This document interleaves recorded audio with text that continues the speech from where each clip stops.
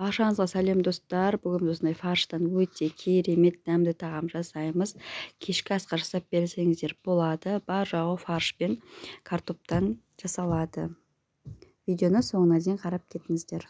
Фаршымызға үккішін өткізілген картоп, сәбізімізді, пиязымызды қосып, және де күрішімізді, жұмыртқамызды қосып, және тұзымызды, бұрышымызды қосып, жақсылап араластырып аламыз. Жақсылап араластырып дайындап қоямыз. Ендігі картопымызды турап, оны ыдысымызға салып, бұрышымызды, тұзымызды, паприкамызды салып, майымызды құйып, жақсылап араластырып дайындап қоямыз бұнда.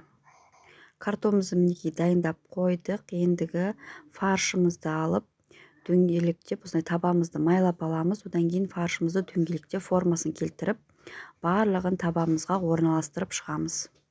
Фаршымыздың барлығын жасап орналастырып шығамыз. Және де бос орындарға картоптарымызды салып шығамыз. Барлығына тығыздап салсаңыздар болады. Соусты құйған кезде аралары ашылады. Сондықтан барлық жеріне салып шығыңыздар картопты.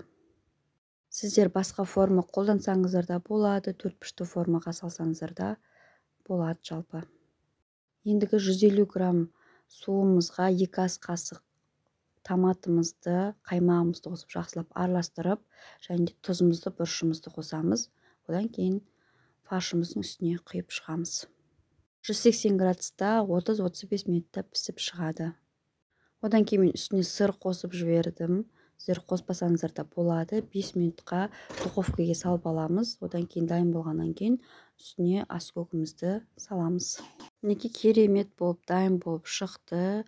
Өте тез, оңай жасалады. Отбасыларыңызға жасап берсеңіздер болады. Сіздерге видео ұнаса, лайк басып, комментарий жазып, тіркелуді ұмытпаңыздар.